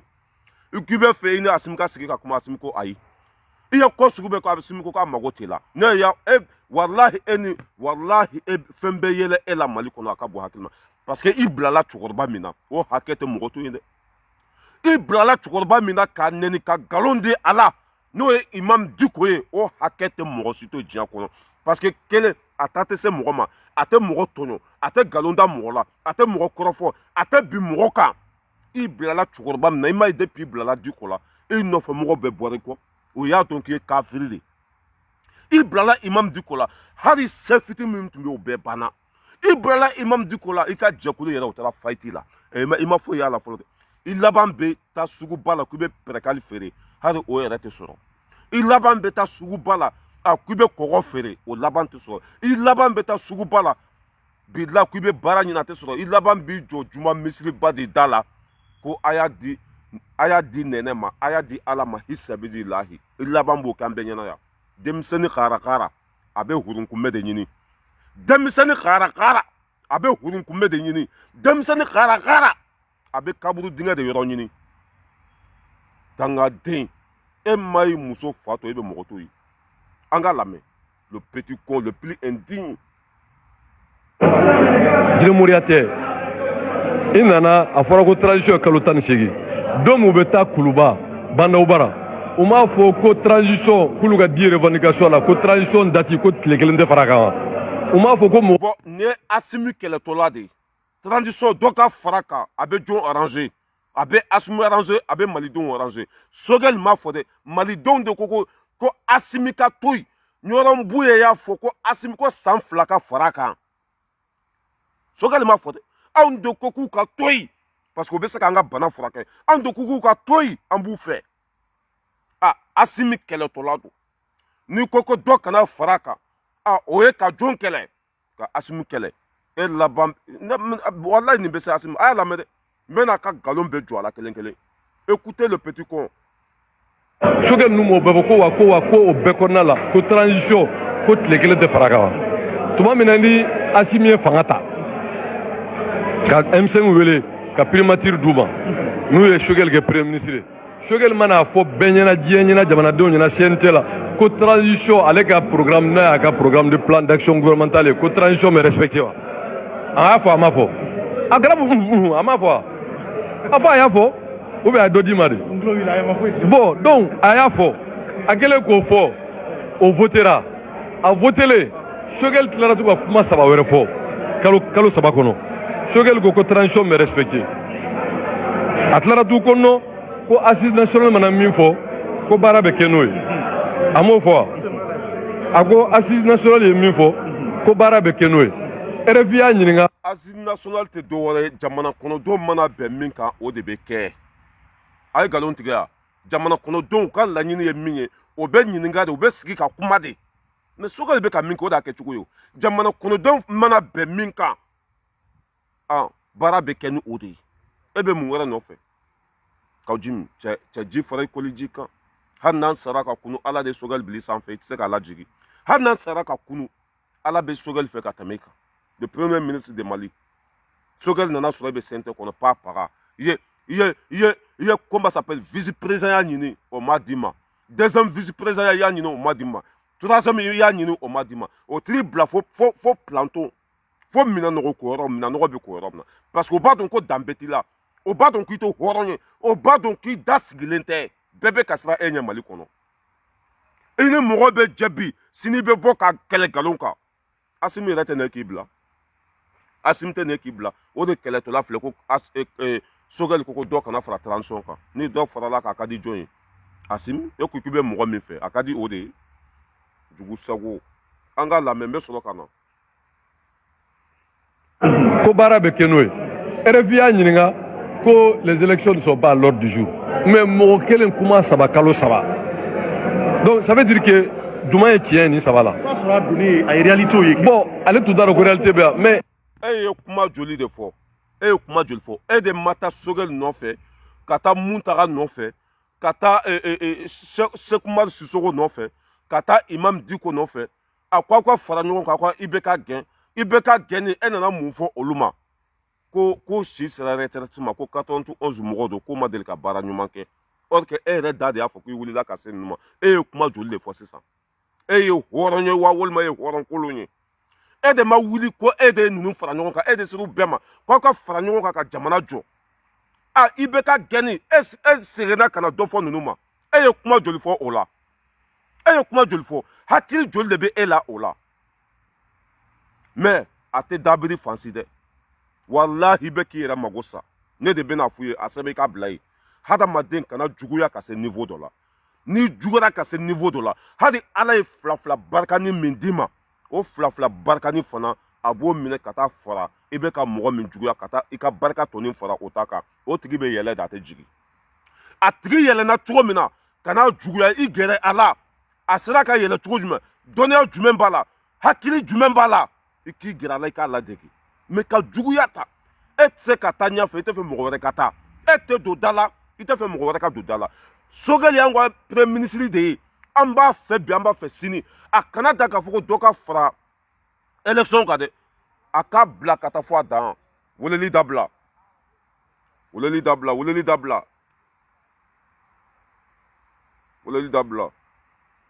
kuma ye tiɲɛ nin 3 la n'a sɔrɔ a donni a ye réalité ye bon ale tun t'a dɔn ko réalité bɛ yan mais Sogɛli n'est pas n'importe qui ko Sogɛli kɛra ministre ye siɲɛ 2 yan'a ka kɛ premier ministre donc a b'a dɔn jamana bɛ marché cogo min o Sogɛli ka laɲini tun ye min ka kɛ premier ministre ye ɲinifɛn kɛra sɔrɔfɛn mais solution t'a bolo qualité 2 de bɛ Sogɛli la ne bɛ min dɔn n ka fɔ ne ma ko numéro 10 c'est moi le distributeur qualité 2 de b'a la Sogɛli a bɛ se politique kɛlɛ la c'est pas un amateur voilà a yɛrɛ dabara tellement que Sogel est capable. N'a ya ninda minka bo quelques fois dans M5 match ka Sogel toya M5 be fara la be bola Sogel de tomber. Aba doni Sogel le fait mimine à table a dabe ko fode. Ko Sogel ye mo sugu do ko horondo. Na ye ko min kele dab na ko table. Ne ta do iba so ka doso de be Sogel bolo. Wol ma e fendo so be Sogel bolo. Mo ko nse ka mo juguyate amasima ami faka na folo so ami baka na folo so ama binka awte nyogonye sirala ko tigi kele te suni tle mo wara yere to te fo mali kono Sogel tise ka da kunjumenka anya to odelao me chebe ka baraka be ni jo amako atise abeka bara min fana ke mali do nyabala kono dimite nyadimidu anyale ni biche anya be yele mala anya be changement la aye wuli ka do sugu beke ka do malen dembe ka kelenkele o nyoma del ka ke mali kono ka sebe ma kelenkele anga fara nyoron kan kan tege di nyoma namma ke kelenye mali te jo ministre minyo ke o Sogel de kata siga so mobili la kata moti mobili la kata kai mobili la abe boli mobili de kuna en tant que premier ministre ateka avion ta gari be jamana kono mais abeta dugu la abe boli mobili de kono chaite mo bunya doni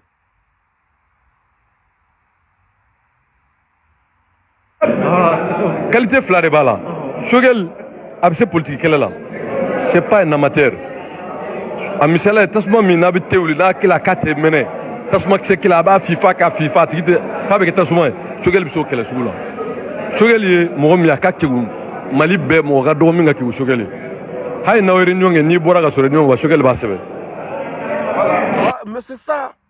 ça ça veut dire que koko kera abet dalu be Sogel bolo parce que c'est pas n'importe qui har ni Sogel har ni ya wole téléphone na ya wole eri mina ba sebe il y a la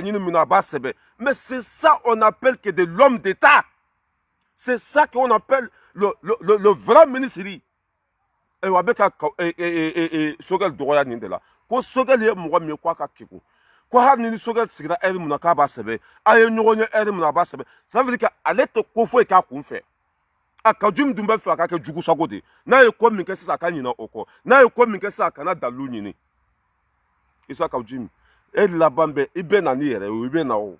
I labambe ni yere chi antega kono ya fa den sawo ite barake pere kalifere la kata assemblée soro en fleur na assemblée soro assemblée soro en fleur ne boko la on ka nettoyer français o ka sani malika pere kalifere sera ka do assemblée kono on assemblée soro en fleur pere kal boko ni yoro josi ni yoro furande la ita fuko alhamdulillah kata doni iki bolo de dusu ka bete solo siyan kelende ala ta bedi Muhammad iteta doni ni presere gardiga la ibe suyani kede ni presere gardiga la ibe sara jugu che ta doni Sogel Mugobadu ala de abli sanfɛ ala b'a fɛ ka tɛmɛ I kan I yɛrɛ y'a bɛɛ fɔ mɔgɔ min don il est très intelligent mɔgɔ min don n'a ye ko min daminɛ t'a dabila mɔgɔ min don n'a donna ko min na donna de c'est ça o de ye cɛkisɛya ye o c'est ça l'homme d'État wa ko ka be zo minɛ aye bube minɛ idée fla de be Sogel la ne be min dɔn n'a fɔ ne ba ko numéro 10 c'est moi le distributeur qualité fla de b'a la Sogel a bɛ se politique kɛlɛ la c'est pas un amateur a misala tasuma min n'a bɛ tewuli n'a kila k'a tɛ mɛnɛ tasuma kisɛ kila a b'a FIFA ka FIFA tigi tɛ f'a bɛ kɛ tasuma ye Sogel bɛ se o kɛlɛ sugu la Sogel ye mɔgɔ min a ka kegu mali bɛɛ mɔgɔ ka dɔgɔ min ka kegu Sogel ye hali n'aw ye ɲɔgɔn kɛ n'i bɔra ka sɔrɔ ɲɔgɔn wa Sogel b'a sɛbɛn san 30 I ye min fɔ a fɔra yɔrɔ min fɔ cogo min na Sogel b'a kalama décret fɛn fɛn taa jamana kɔnɔ Sogel b'a bɛɛ kalama jamana kuntigi ye fɛn fɛn Sogel b'a bɛɛ kalama Sogel bɛ se ka kumaw dada ɲɔgɔn kan mɔgɔ wɛrɛ ka kuma k'a tiɲɛ n'a nkalon la il est très fort pour attaquer un pouvoir en difficulté ça c'est sa force mon rôle de là quand tu es M5 là mais Sogel n'est pas un bâtisseur jamana jɔla tɛ parce que jamana jɔla o ka kuma man ca o bɛ acte de poser mais n'a b'a fɛ ka fɛn tiɲɛ mɔgɔ dɔw ka rôle y'o ye. mais maa bɛ se k'i tɛgɛ ɲɛsin Sogel ma k'a sɔrɔ i m'i tɛgɛ ɲɛsin Assimi ma. mais aw ka problème ne ma n tɛgɛ ɲɛsin. voilà merci beaucoup Thierno Ndiaye est-ce que mɔgɔ bɛ se k'i bolo ɲɛsin Sogel ma ka so mi bolo ɲɛsin Asimi ma a t'o yɔrɔ jaabi dɛ mais Asimi kɛlɛtɔla don bientôt ne de y'a fɔ Asimi kɛlɛtɔla don Asimi banna k'a jaabi Asimi banna k'a ka téléphone ta Asimi banna u ka ɲɔgɔn ye a bɛ se Asimi fana ma sahara tɛ min ne balimaw a ka nin kuma in bɛɛ la Sogel man ɲi est ce que a ye dalu yira aw la mun de Sogel tiɲɛ wa a ka nin kumaba in bɛɛ kɔfɛ a ka bon fara kɔfɛ Sogel man ɲi a donna ta est ce que a ye dalu kelen yira a ye kuma kelen fɔ a ye kuma kelen yira aw la k'a fɔ Sogel ye tiɲɛni kɛ wa walima a ye kojugu kɛ wa kuma ninnu bɛɛ kɔnɔ dalu foyi ma sɔrɔ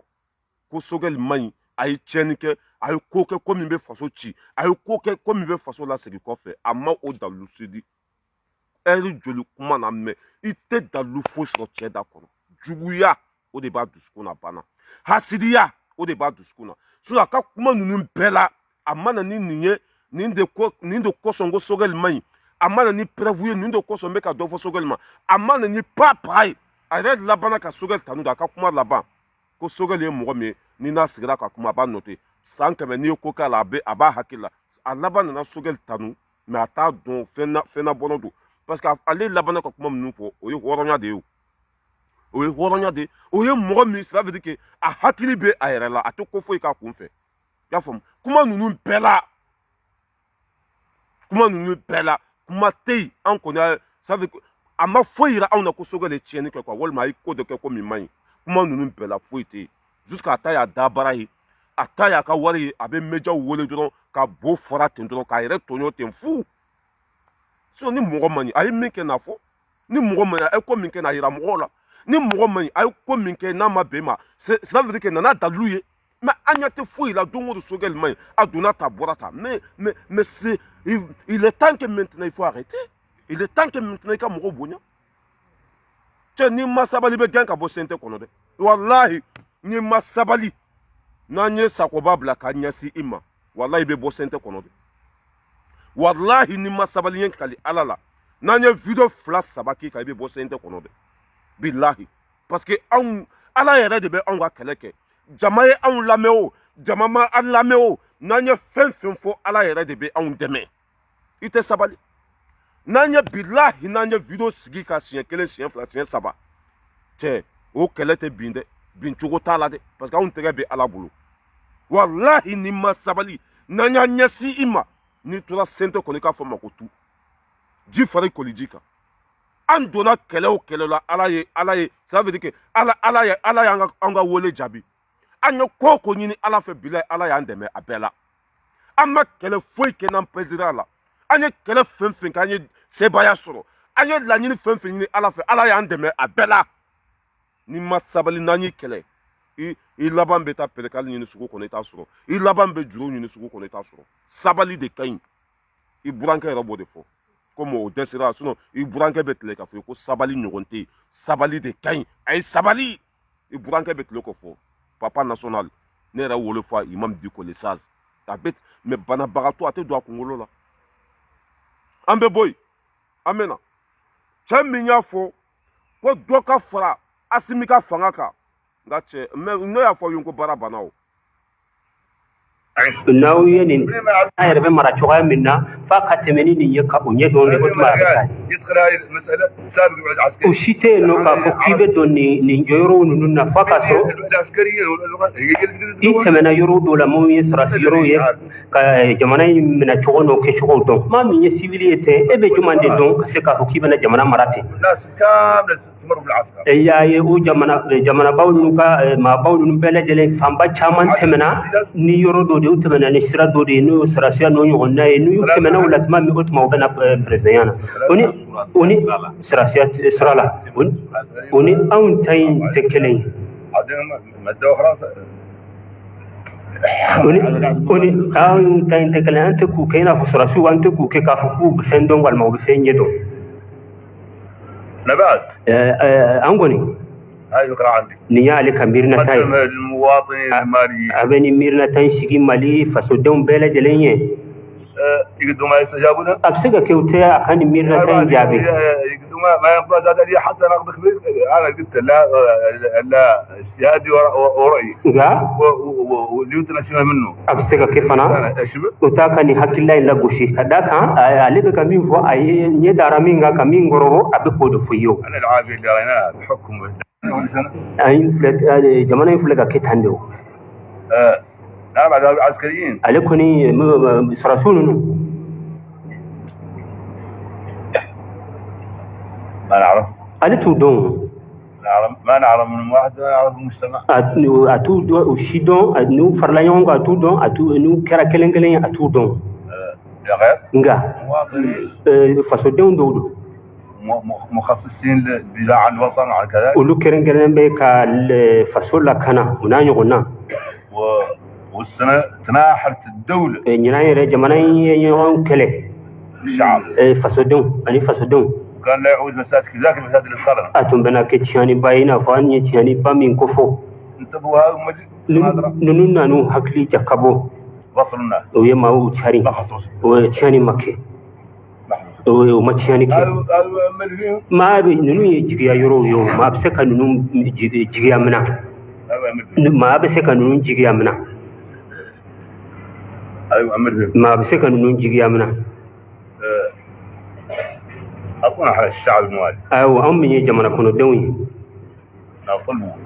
من الدول الكبرى aya an ka ɲini jamana baw nunu fɛ الدول اللي احيانهم ana aya an ka ɲini an kɛrɛfɛ jamanaw fɛ يكون مدة سنتين الى ثلاث u ka san 2 ɲɔgɔnna waati dɔ dama fo san 3 حكمنا على fanga min bɛ an ka sɔrɔsiw ninnu bolo sisan u k'o to an ye fo o san 2 ɲɔgɔnna an k'u filɛ يعادلون طرحون العافية n'u nana ni يقولون العافية n'u ye basigi ni lakana nati ka hɛrɛw nati jamana in هي اللي نقول an b'o de fɛ o اللي يوفروا عدل هذا أراهم ينسحبوا هم وينتخب رئيس n'u nana ni basigi n'o hɛrɛw ye an b'o de fɛ o la u bɛ olu bɔ yen u bɛ président kura ta المفروض نقع منسحبين قاعد لحد n'u a y'a lamɛn cɛkɔrɔba min ye nin hakilina ta ka nin ŋaniya ta n'o ye asrafu sarafa serifu de ɲɔrɔ ko san 3 de ka fara sɔrɔdasiw kan san 3 ka di u ma ninnu tɛ kuma kun fɛ dɛ ninnu ye ala mɔgɔw de ye ninnu ye ala ka mɔgɔbaw de ye ko sɔrɔdasiw ko CEDEAO mɔgɔw bɛ ka min fɔ ko o tɛ olu hakilina ye dɛ k'u b'a ɲini u fɛ u ka sɔrɔdasiw to yen u ka san 2 ya faamuya b'a la san 3 u k'a kɛ fanga la u ka Mali bila sira ɲuman kan u ka Mali bila arrêt kan ni o kɛra mɔgɔ min bɛna o kɔfɛ o bɛna sɔrɔ jamana tilennen don o bɛ baara kɛ ka ɲa ɲɔdɔnbuye de ye nin fɔ Kawujim nin kuma soso cogo tɛ nin na dɛ wa n'ale ye min fɔ o bɛ kɛ de diyagoya san 2 in ça veut dire que Assimi ninnu b'a gosi fo 2023 Assimi ninnu b'a gosi fo 2023 foyi tɛ se ka o wuli tuguni foyi tɛ se ka wuli ne de y'a fɔ a y'a sɛbɛn aw ka bila ye ne de y'a fɔ a y'a sɛbɛn aw ka bila ye Assimi ninnu bɛ continuer de cela veut dire que fo mais cɛkɔrɔba in ni y'a fɔ yan ko bu bɛ yen ko a bɛ laban cogo min na ko ala de bɛ fara a kan ni y'a fɔ yan a y'a fɔ yan ko IBK fana ko IBK ka fanga bɛ tiɲɛ a ma tiɲɛ a ko sɔrɔdasiw k'u ka to fanga la ko san 2 ka d'u ma Rasbach y'a fɔ anw ye a bɔdon Buye fɛ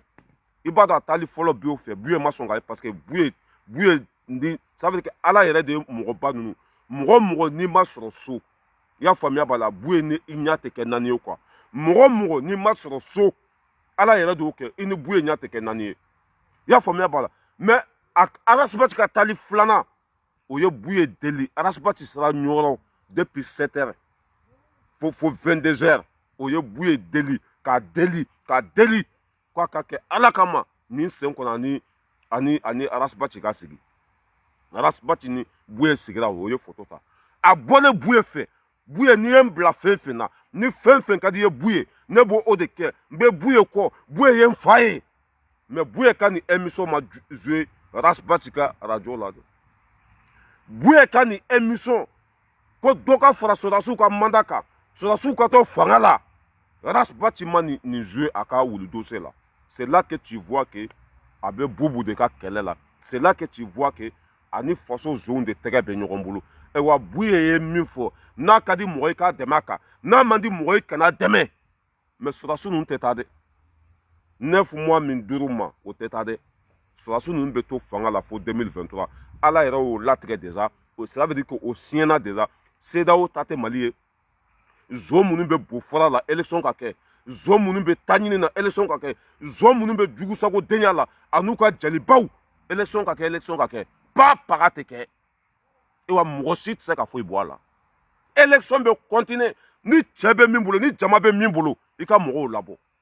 ni sɛ bɛ min ye u bali u ka to fanga la mais sɔrɔdasiw ninnu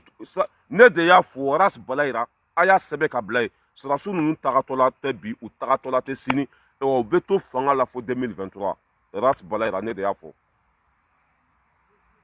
nin cɛkɔrɔba in kuma fɛn fɛn bɔ a da kɔnɔ walahi o kuma ala yɛrɛ b'a dɛmɛ o la o bɛ kɛ de diyagoya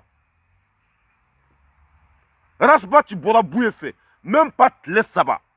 Buye ye nin kuma kɛ n bɛ sɔrɔdasiw fɛ dɔ ka fara u ka mandat kan u ka baara tacogo ka di n ye hɔrɔnw don hɔrɔn jɛɲɔgɔnw don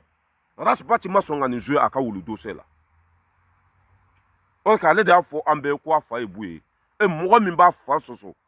mɔgɔ min tɛ sɔn a fa ta ma mɔgɔ min fa na ala cɛ Ras Baci e ka ko banna sa ko bala ka hinɛ la k'i dara sumaya wa ni Buye tun ye dɔ fɔ Buye de Diko de ma wallahi a tun b'o émission jouer billahi ni Buye tun ko Diko ye n janfa Diko ye nin kɛ n na wallahi Ras Baci tun b'o émission jouer billahi a tun b'a jouer mais ni Buye ko dɔ ka fara transition Assimi ninnu ka fanga kan o tɛ bɛn Bubu ma o tɛ Bubu ka laɲini ye o tɛ bɛn Kasimu Tapo ma o tɛ bɛn Amadu Koyita ma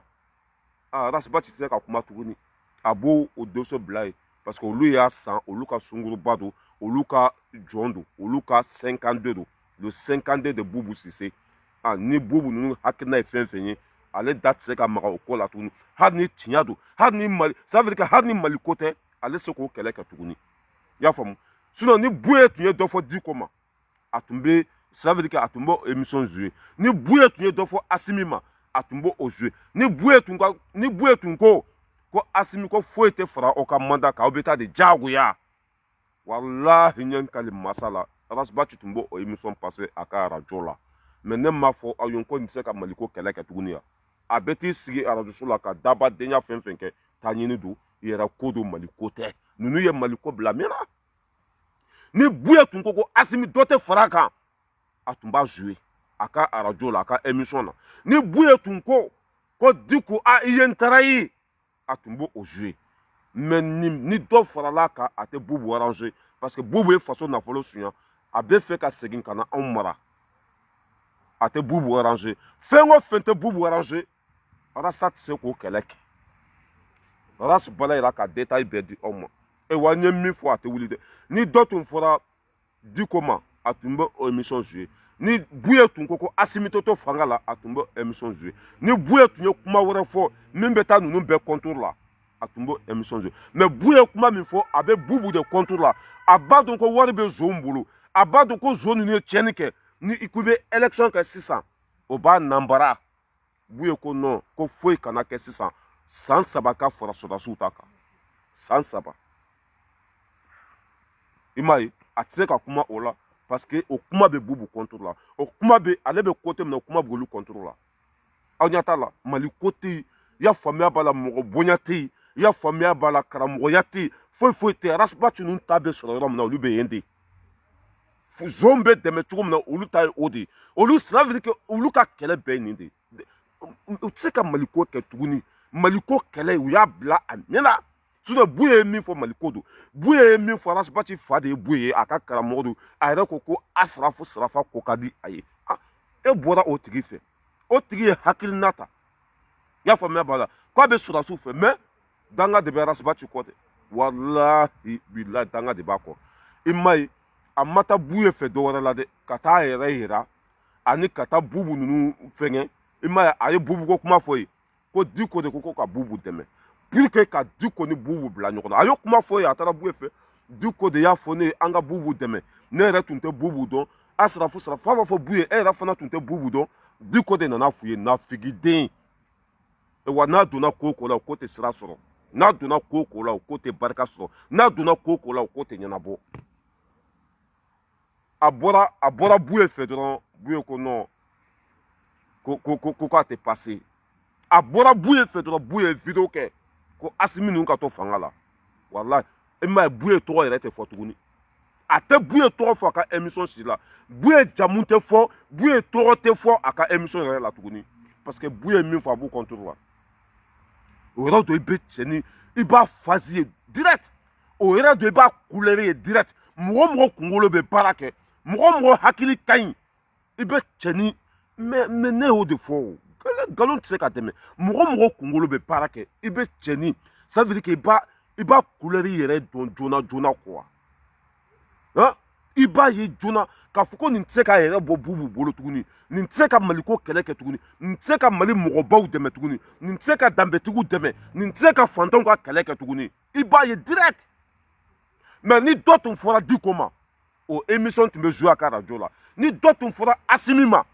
a tun bɛ o émission jouer mais min fɔra ko élection kana kɛ o ye faso nafolo suɲa o bɛ se ka élection nanbara u ka mɔgɔw bɛ fan caman aw kana élection kɛ sisan fo jamana ka basigi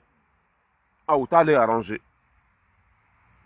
o t'ale arranger o émission tɛ passer a fa tɛ Bouye ye tuguni Bouye tɔgɔ tɛ fɔ tuguni a ka sira tɛ Bouye la tuguni e ma ye depuis Bouye ye nin kuma fɔ Bouye tɔgɔ ma fɔ a ka radio so la dɛ sinon a bɔra ɲɔgɔn don min na a ka émission fɔlɔ Bouye ye n fa ye Bouye ye silamɛ ye Bouye ye mɔgɔba ye Bouye ye n dusukun ye n bɛ sa Bouye kɔ n'a ye n bila baara min na n b'o kɛ ni Bouye ko n ka yɛlɛ sankolo la n bɛ yɛlɛ n'a ko n ka marteau piqué kɛ n b'a kɛ n'a ko n ka bin tigɛ n bɛ bin tigɛ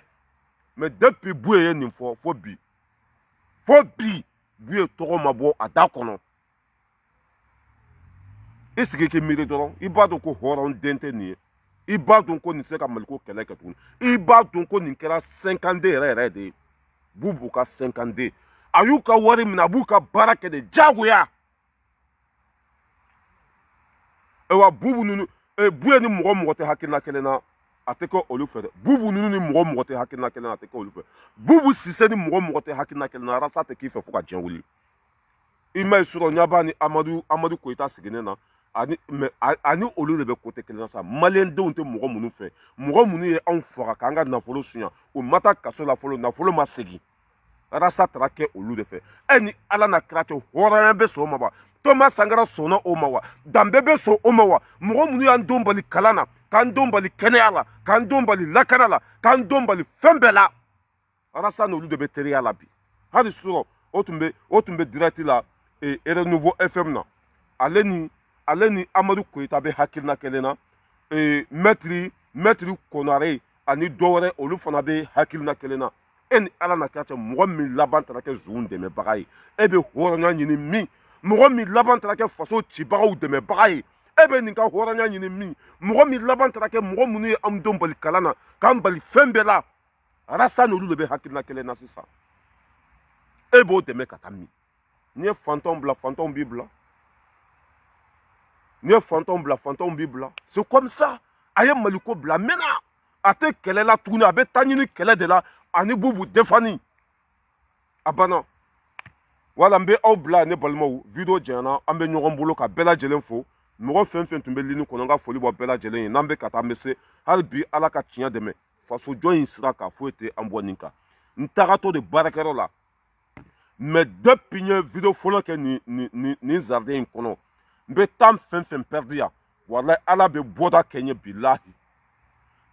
samedi ni dimanche temps tɛ n bolo bɛɛ b'a kalama k'a fɔ n ka video kɛ man ca samedi ni dimanche mais n bɛ temps fɛn fɛn perdu yan ka kuma tiɲɛ kan ka kuma Mali ka ɲɛtaga kan ka kuma malidenw ça veut dire que malidenw bɛ lafiya cogo min na ka nkalontigiw k'o yira mɔgɔw la jugu sago k'o da lɛfɛ kɔnɔ n bɛ temps fɛn fɛn perdu yan walahi depuis semaine passée n bɛ temps fɛn fɛn perdu yan ni sera fa ye la dɔrɔn Ala bɛ bɔda ɲuman kɛ n ye n ka feere fɛn bɛɛ bɛ feere hali kunu telefɔni fɛn fɛn tun bɛ n bolo a bɛɛ sanna mɔgɔ 4 olu ye wari ci n ka fax la Mali kɔnɔ mɔgɔw nana parfum san bolo fo fa ye kɔnɔ parfum mɔgɔw nana parfum san bolo fo fa ye kɔnɔ n bɛ temps fɛn fɛn perdu yan Ala yɛrɛ b'a dɔn ko silamɛya don Ala b'a dɔn ko Maliko don Ala b'a dɔn ko n bɛ tiɲɛ de kan Ala b'a dɔn ko n bɛ ça veut dire que Mali kanu o de bɛ n dusukun na n bɛ temps fɛn fɛn perdu yan ni weekend fɛn fɛn na walahi bilahi n bɛ sɔrɔ min kɛ a kɔnɔ n ma deli k'o sɔrɔ ɲɔgɔn kɛ o b'a yira ko video kɛ ni ala ma fara ka be continuer de ni yiritu kelen in kɔnɔ parce que n de temps fɛn fɛn perdre yan n be sɔrɔ min yɛrɛ kɛ ani ni n sera joona n t'o sɔrɔ yɛrɛ kɛ n be temps min perdre yan ni n sera sugu bɛ diya marché bɛ kɛ mɔgɔw bɛ n wele u bɛ photo ta ni ye n ko bɛ diya mɔgɔw ye ça veut dire que ça va cɛ n'i ye ala ka kɛlɛ kɛ ala b'i ka kɛlɛ kɛ dɛ n'i ye ala dɛmɛ ala b'i dɛmɛ dɛ n'i ɲɛna fantanw ma ala bɛ ɲɛ i ma dɛ n'i kɛra fantanw fɛ ala bɛ k'i fɛ n'i kɛra i ka jamana fɛ ala bɛ k'i fɛ ne ye temps fɛn fɛn perdre yan n bɛ yan sisan à peu près 2 heures de temps n bɛ vidéo la walahi n bɛ jigin sisan i bɛ ala kali k'a fɔ ko mɔgɔ kura de jiginna fa i la i bɛ ala kali k'a fɔ ko mɔgɔ ne ça veut dire que o bɛ mɔgɔ min ye don o don i bɛ ala kali k'a fɔ k'o tigilamɔgɔ tɛ nin ye ni n jiginna ye sisan i bɛ ala kali k'a fɔ ko o ni mɔgɔ min bɛ ɲɔgɔn kan don o don a ko nin tɛ cɛ tiɲɛ dɛmɛli ka ɲi dɛ walahi hɔrɔnya ka ɲi walahi mais ala ka hinɛ aw la n bɛ aw bila yan ka bɛɛ lajɛlen fo denba fo fana n ka foli bɛ dan tɛ foli min na an bɛ ɲɔgɔn bolo mɔgɔ fɛn fɛn bɛ kɛnɛ kɔnɔ ka bɛɛ lajɛlen fo n ye min tɔgɔ fɔ n ye ma min tɔgɔ fɔ yusufu n ka foli b'i ye mɔgɔ fɛn fɛn bɛ kɛnɛ kɔnɔ ka bɛɛ lajɛlen fo an bɛ ɲɔgɔn bolo nin sira in foyi tɛ n bɔ nin kan foyi i ka wari ça veut dire que a ɲimi i ka wari tasuma k'a la i ka wari a fili fossé dingɛ kɔnɔ n'i y'a sɔrɔ tiɲɛ kan i n'a fɔ tanti mayimuna ninnu bɛ cogo min na n'i y'a sɔrɔ tiɲɛ kan a bala yɛrɛ i ko ka di n ye nin minɛ n b'a minɛ mais ne k'a dɔn ko bubu ye zon ye ne b'a dɔn ko amadu koyita ye zon ye ne b'a dɔn ko bakari tireta ye faso fantanw joli k'o suɲɛ ne b'a dɔn ko ibk ye zon ye karim keyita ye zon ye k'olu ka wari minɛ non ni n y'o minɛ ala yɛrɛ tɛ hɛrɛ kɛ ne ye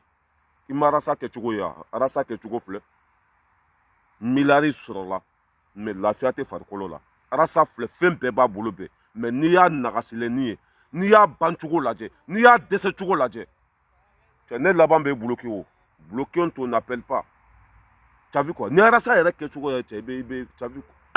tiɲɛ ka ɲi tiɲɛ dɛmɛli ka ɲi a ye to tiɲɛ kɔ o de bɛ laban